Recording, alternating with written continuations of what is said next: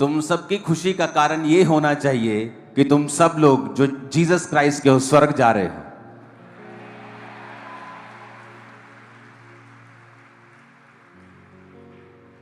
और जब तुम्हारा आनंद इस बात पे टिक जाएगा कि तुम स्वर्ग जा रहे हो, तुम अनंत जीवन पा चुके हो,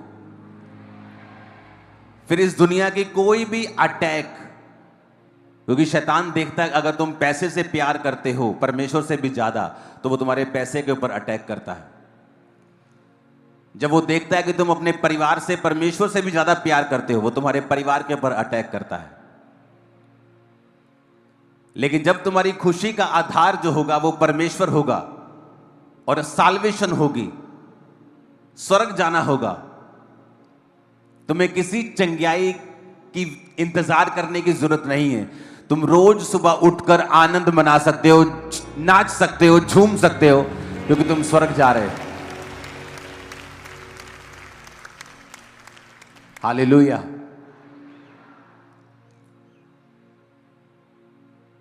आज जो आत्मा ने आपको मैसेज दिया, आते ही प्रार्थना में आपने सुन लिया होगा, क्योंकि मैं वो तैयार करके नहीं लेके आता हूं। आवाज आ रही है सबको? पीछे हाथ हिलाओ, लास्ट में। ओके।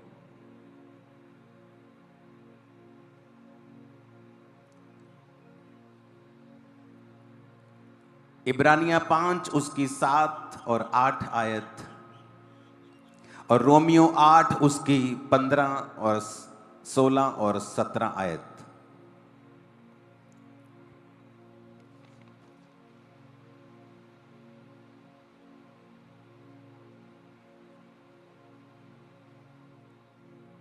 इन दोनों आयतों को फिर से मैं बोलूंगा। इब्रानियों 5 उसकी 7 से 8 और रोमियो 8 उसकी 15 से 17 आयत।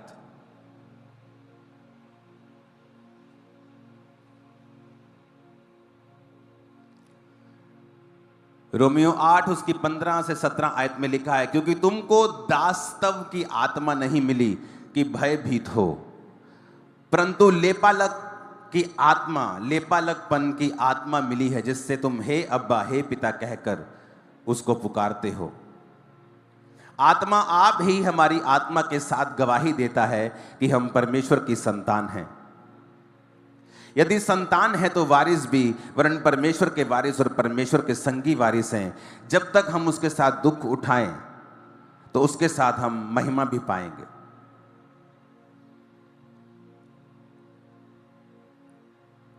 आज का वचन आपको बड़े ध्यान से समझना पड़ेगा।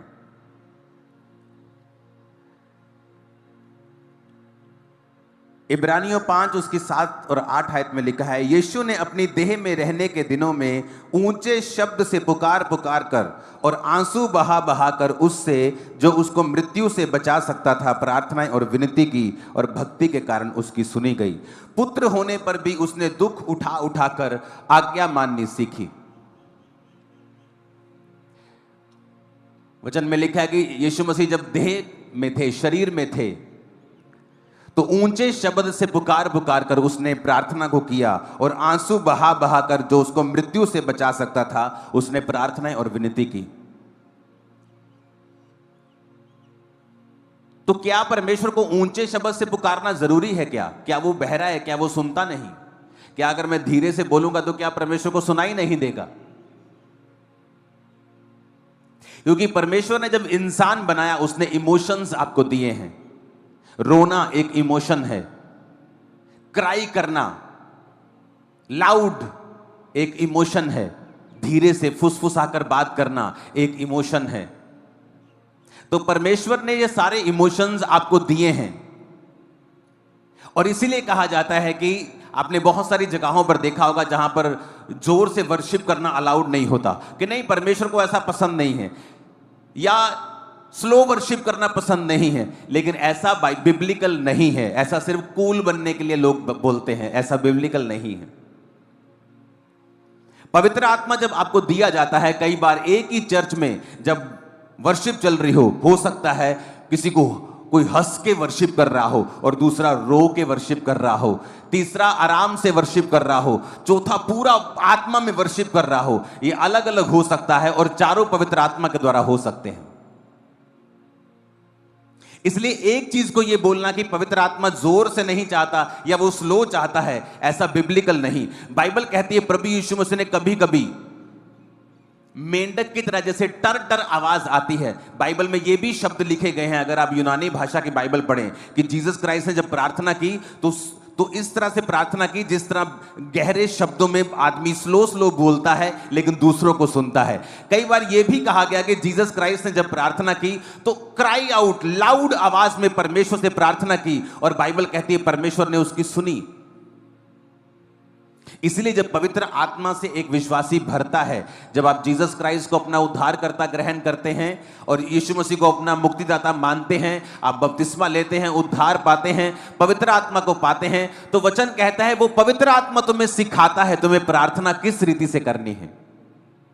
बाइबल कहती है कि वो अब्बा हे पिता कहकर तुम्हारे अंदर से आहें भर भर के प्रार्थना करता है जो बयान से बाहर है। इसलिए एक व्यक्ति जब प्रार्थना करे, जब सेवा करे, जब वर्शिप करे, तो वो पवित्र आत्मा की अगुवाई को मांगे, पवित्र आत्मा को इनवाइट करके, पवित्र आत्मा मैं प्रार्थना करने लगा हूं, मैं वर्शिप करने लगा हूं, मैं वचन पढ़ने लगा हूं, आप मुझे सिखाएं और समझाएं और मुझ पर अपना अधिकार करें। जो वचन आप पढ़ते भी हैं, वचन कहता है कि मैं अपना आत्मा तुम्हारे लिए उंडेल दूंगी और तुमको अपने वचन सिखाऊंगी। परमेश्वर का आत्मा कहता है कि मैं अपना आत्मा जब तुम्हारे ऊपर उंडेल दूंगा तो तुम्हें वचन वो सिखाएगा। यानी तुम्हें वचन जब तुम पढ़ते हो तुम्हें समझ नहीं आता, लेकिन जब पवित्र आत्मा से तुम भर जाओगे तो वचन तुम्हें वहीं ले जाएगा जो जीसस जिन गलियों में, जिन सड़कों में लोगों को चंगा कर रहे थे, तुम भी अपने आप को आत्मा में देखो कि मैं वहीं खड़ा हूं जहां यीशु मसीह लोगों को चंगा कर रहे हैं और आजाद कर रहे हैं। पवित्र आत्मा क्यों जरूरी है? वचन कहता है वो तुम्हें सिखाता है। कई बार आप प्रार्थना करते हैं, आपके मुंह से शब्द ऊंची नहीं निकलते, लेकिन आंसुओं के साथ आप प्रार्थना करते हैं। तो आप एक रूल नहीं बना सकते कि आप जोर से नहीं डांट सकते, आप स्लो डांट सकते हैं, आप जोर से डांटे, आप स्लो नहीं कर सकते। पवित्र आत्मा, वचन कहता है, जो परिपक्व लोग हैं वो ये जानते हैं कि ये पवित्र आत्मा उस समय बताता है हमें क्या करना है, ना कि ये कोई रूल रेगुलेशन है। क्योंकि परमेश्वर कोई ऊंचा नहीं सुनता कि ऊंची आवाज में हम प्रार्थना करेंगे तो वो सुनेगा, लेकिन वचन कहता है प्रभु यीशु मसीह ने भी देह में रहने के दिनों में ऊंचे शब्द से पुकार पुकार कर, क्राई आउट लाउड, कि उसने परमेश्वर से प्रार्थना की और आंसू बहा बहा कर उसने विनती की और परमेश्वर ने उसकी प्रार्थनाओं को सुना और विनती को सुना। तो इसका मतलब यह है कि एक विश्वासी पवित्र आत्मा के द्वारा चलाया जाना चाहिए, एक पास्टर पवित्र आत्मा के द्वारा चलाया जाना चाहिए। नहीं तो वो अपनी चर्च में ऐसे रूल रेगुलेशन बना देगा कि पवित्र आत्मा जब काम करना चाहेगा तो पूरी तरह से कर नहीं पाता। वचन कहता है कि चेलों ने बहुत से लोगों के ऊपर तेल मलकर उनको क्या किया? चंगा किया। लेकिन आज जब आप ये बोल देंगे कि तेल परमेश्वर की ओर से नहीं है, मैं तेल मल के प्रार्थना नहीं करता हूं, यानी आप अपने आप को लिमिटेड कर रहे हैं। हो सकता हो पवित्र आत्मा ने किसी दिन आपको इस तरह से इस्तेमाल करना हो, लेकिन आपने अपने आप को खुद अपने ही शब्दों से सीमित कर लिया, जबकि परमेश्वर ने आपकी सेवकाई को सीमित नहीं रखा। कई जगह बाइबल कहती है परमेश्वर ने जब अंधे को देखा तो थूका और थूक से मिट्टी को गीला किया और उस मिट्टी को उस अंधे की आंखों पर लगाया और कहा जा और धो, शीलों के कुंड में धो ले, और वो देखने लगा। हो सकता है तब भी यीशु मसीह का विरोध हुआ हो कि ये क्या बात है, ये क्यों थूक रहा है। वचन कहता है परमेश्वर ने एक हकले की जीभ को थूक कर छुआ और उसे चंगा किया। किसी को परमेश्वर ने अपने शब्दों से चंगा किया, किसी को परमेश्वर ने छूकर चंगा किया, कोई परमेश्वर के कपड़ों से छूकर चंगा हुआ, कोई तो परमेश्वर से मिला तक नहीं, दूर से कह दिया प्रभु तुम मुंह से ही कह दे तो मेरा सेवक चंगा हो जाएगा, तो चंगा हो गया। क्योंकि आप अनलिमिटेड काम कर सकते हैं अगर आप पवित्र आत्मा को अपनी लाइफ में इनवाइट करेंगे तो। मैंने बहुत सारी चर्चेस को लिमिटेड होते हुए देखा है जब वो रूल्स रेगुलेशन बना देते हैं जो पवित्र आत्मा ने नहीं कहे, क्योंकि पवित्र आत्मा अनलिमिटेड है। वो ऐसी जगहों से, ऐसे जरियों से काम कर सकता है आप इमेजिन भी नहीं कर सकते। कितने मेरी बात को समझ रहे हैं? चाहे आप विश्वासी हैं, चाहे आप सेवक हैं, आप कोई भी हैं, कृपया ऐसे रूल ना बनाएं जो आपकी पवित्र आत्मा की सेवकाई को लिमिटेड कर दे। काम प्रभु फिर भी करेगा, लेकिन अपने आप को इतना खुला रखें। कोई क्रिकेट में बैटिंग करता है, उसे तब भी टीम में खिलाया जाता है। कोई बॉलिंग करता है अच्छी तब भी, लेकिन कोई बैटिंग भी अच्छी करता है, बॉलिंग भी अच्छी करता है, फील्डिंग भी अच्छी करता है। तो ऐसे बने कि पवित्र आत्मा की तरफ से आप चारों ओर से खुले हुए हों। वो आपको उत्तर, दक्षिण, पूर्व, पश्चिम सब दिशाओं में वो आपको इस्तेमाल करे, आपके सेवकाई को इस्तेमाल करे। कभी भी एक रूल रेगुलेशन ऐसा ना बनाए जो आपकी लाइफ में पवित्र आत्मा के कामों को रिस्ट्रिक्ट करे और उसे छोटा करे। वचन कहता है पवित्र आत्मा आपके अंदर से आहें भर भर के प्रार्थना करता है। कई बार मैंने लोगों को हंसते हुए देखा है आत्मा में, कई बार लोगों को रोते हुए देखा है आत्मा में, कई बार लोगों को जोश में देखा है आत्मा में, कई बार बहुत ही शांत देखा है आत्मा में। ये सारे काम पवित्र आत्मा की वजह से होते हैं। आप जानते हैं आपकी लाइफ की जो बढ़ोतरी है किस चीज पर निर्भर करती है कि किस दिन आपको रेमा वचन मिलता है, किस दिन आपको एक ऐसा वचन मिलता है जो जिस पर आप अपनी लाइफ को खड़ा कर लेंगे, कहेंगे ये वचन परमेश्वर ने मुझे दिया है, आज प्रभु ने मुझसे बात की है, अब मैं पीछे नहीं रहूंगा। जिस तरह मेरी लाइफ में हुआ, मैं 100 बार बता चुका हूं कि मेहनत नहीं करता था, लेकिन प्रभु से हीलिंग चाहता था। 1 घंटे की शायद 45 मिनट की प्रार्थना थी, या 15 मिनट से लेकर 45 मिनट की मैं प्रार्थना करता था।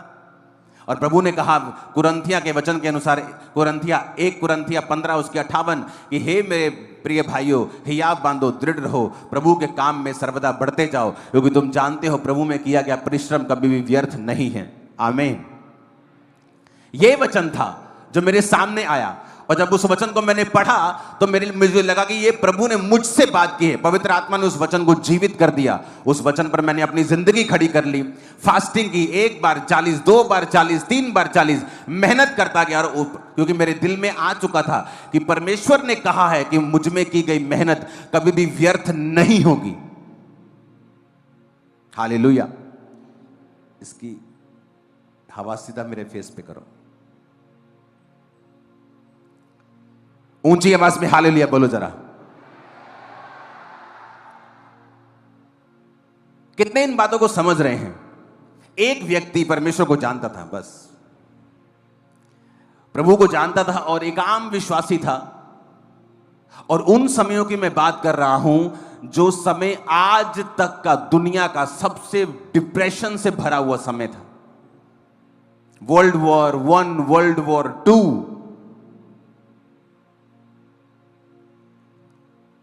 परमाणु बम गिर रहे थे हर तरफ। द मोस्ट डिप्रेस्ड टाइम था दुनिया के लिए। एक विश्वासी था, प्रभु के वचन पे खड़ा हो गया कि परमेश्वर ने कहा है मेरे बाहिने हाथ में धन और महिमा है, मेरे दाहिने हाथ में दीर्घ आयु है। उसने जब पढ़ा कि परमेश्वर के वचन में लिखा है कि हम गरीब नहीं रह सकते, अगर हम वचन पे चलेंगे तो हम गरीब नहीं रह सकते, जबकि वो दिन थे कि जब लोगों के पास खाना नहीं होता था। आज आप इंटरनेट पे देखो, जब युद्ध की बातें चलती हैं 2 देशों के बीच में, लोग कितना खुश हो रहे हैं, ओ युद्ध करो युद्ध करो, एक्साइटेड हो रहे हैं। लोग मेरी पुरानी वीडियो चला रहे थे जहां पर मैं बोल रहा हूं कि युद्ध नहीं होगा, लेकिन वो भविष्यवाणी इस के लिए नहीं है जो आज हो रहा है। वो तब हुई थी जब रशिया और यूक्रेन की लड़ाई हुई थी। लोग कह रहे थे कि विश्व युद्ध शुरू हो जाएगा, और मैंने कहा था कि विश्व युद्ध शुरू नहीं होगा इस बात में। और मैंने कहा था कि क्या क्या होगा, और वो हुआ। लेकिन अब जो होगा मैं आपको बता रहा हूं, ये डेंजरस चीज है जो अब निकल रहे हैं लोग। आप देखो, लोग खुश हो रहे हैं, मीम्स बना रहे हैं, ये देश के लोग, वो देश के लोग, सब देशों का यूथ एक दूसरे से लड़ रहा है, लेकिन उन्हें नहीं पता आने वाला समय कितना भयंकर आ रहा है। मैं किसी चीज का नाम नहीं लूंगा, लेकिन मैं आपको बता देता हूं, एक लंच, LUNCH, लंच, दोपहर का खाना, पूरे दिन की जो कमाई होगी, लोग सिर्फ दोपहर का या रात का एक समय का खाना खरीद पाएंगे उससे।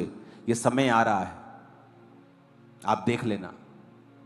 और ये टीवी पे आएगा, आपकी आंखों के सामने होगा, क्योंकि जब ये लड़ाई होगी, जब युद्ध होगा, तो सबसे ज्यादा मीडियम क्लास लोगों का नुकसान होगा और गरीब लोगों का नुकसान होगा। जो सबसे ज्यादा एक्साइटेड है राइट नाउ कि युद्ध हो जाए। क्या यह कंप्लीट युद्ध होगा? क्या यह बड़ा युद्ध होगा? पर मैं आपको बता रहा हूं, जो भी होगा ना, वो इतना डेंजरस होगा कि लोगों की कमाई, जो लोगों का खाना है, वो मुश्किल हो जाएगा लोगों को।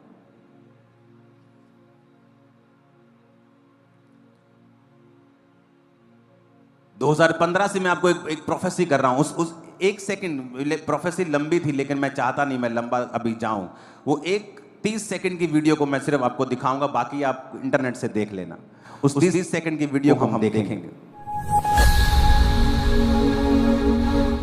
मैंने लोगों को बताया आने वाले टाइम में, आने वाले सालों में जिसके पास चांदी होगी उसकी चांदी होगी, जिसके पास सोना और चांदी होगी वो सबसे अमीर होगा। और आप ये मैसेज आज से 10 साल बाद निकाल निकाल के इंटरनेट से फिर सुनेंगे और आप हैरान होंगे कि एक एक वर्ड पूरा हुआ। सिंगल वर्ड आप देखोगे परमेश्वर ने किस तरह जाहिर किया। पहले जुलाई 2017 को गोल्ड का रेट 27,900 प्रति 10 ग्राम था। और आज गोल्ड का रेट कितना है? 1 लाख रुपए के करीब हो चुका है। 2017 देखते देखते 25 आ गए हैं हम, और तब लोग कहते थे बड़ा महंगा है, सोना बहुत महंगा है, 27,000 रुपए तोला कौन लेगा। आज 1 लाख रुपए के करीब है। और परमेश्वर ने कहा था जिसके पास सोना होगा वो अमीर होगा, चांदी होगी वो अमीर होगा। अभी ये फुलफिलमेंट नहीं है प्रोफेसी की, अभी ये कंप्लीट नहीं हुई। आप आने वाले समयों में देखोगे जब व्यापार सिर्फ सोने और चांदी से होंगे, करेंसी से नहीं होंगे। लेकिन ये लंबा समय है इसको। और ये चीजें, ये जो बढ़ोतरी है, इस बात का सबूत है कि आपको एक एक चीज बताई जा रही है कि फ्यूचर में किस चीज की वैल्यू होगी। वो जमीनों की वैल्यू होगी, खेती की जमीन की वैल्यू होगी, सोने की वैल्यू होगी, चांदी की वैल्यू होगी, जानवरों की वैल्यू होगी। अगर आपके बैंक में 27,000 पड़े थे 2017 को, तो वो अगर आप उसकी कैलकुलेशन करेंगे तो 30,000 के करीब भी आपको मिलेंगे नहीं 8 साल बाद भी, अगर आप ब्याज लगाएंगे तो। लेकिन अगर आप वो सोना लिया होता, उस बात को आपने समझ के, तो वो 1 लाख हो चुका होता। अब जो होने वाला है मैं आपको बता रहा हूं, युद्ध छोटा हो, स्ट्रेटेजिक चीजों के साथ हो, एक खास जगह के ऊपर करे कोई, लेकिन मैं आपको इसका रिजल्ट बता देता हूं। एक लंच, पूरे दिन की कमाई के साथ सिर्फ एक लंच आया करेगा। और मैं ये भी बता दूं कि इस देश में ये हालत नहीं होगी इतनी बुरी। इसलिए नहीं कि मैं इस देश का वासी हूं, नहीं, मैं आपको बता रहा हूं, मैं ऐसा नहीं हूं। मैं सबसे प्यार करता हूं, लेकिन मैं आपको बता रहा हूं कि फ्यूचर में डेंजरस चीजें शैतान लेकर बैठा है। और कृपया प्रार्थना करें कि परमेश्वर शांति बनाए रखे। उससे हो सकता है जो चीज बड़ी होनी है वो छोटे पे टूट जाए और खत्म हो जाए। क्योंकि मैंने लंच को देखा है और फुल डे की वेज को देखा है।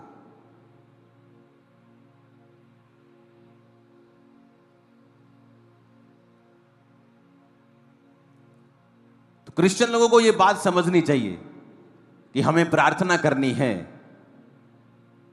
हमें प्रार्थना करनी है मीडिया बुद्धिमान बने, हमें प्रार्थना करनी है कि परमेश्वर शांति को लेके आए।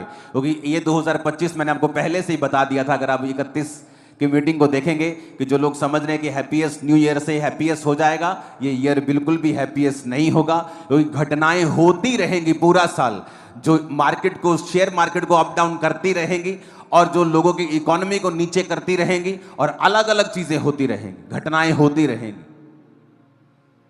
क्रिश्चियन लोग अगर आप ये बात को समझ जाएंगे, ये साल अगर आप फास्टिंग, प्रेयर, बाइबल रीडिंग करेंगे जितना आपने पहले कभी नहीं किया, ये साल आपकी एक ऐसी नींव पड़ जाएगी जो आने वाली जनरेशन तक आपकी हेल्प करेगी।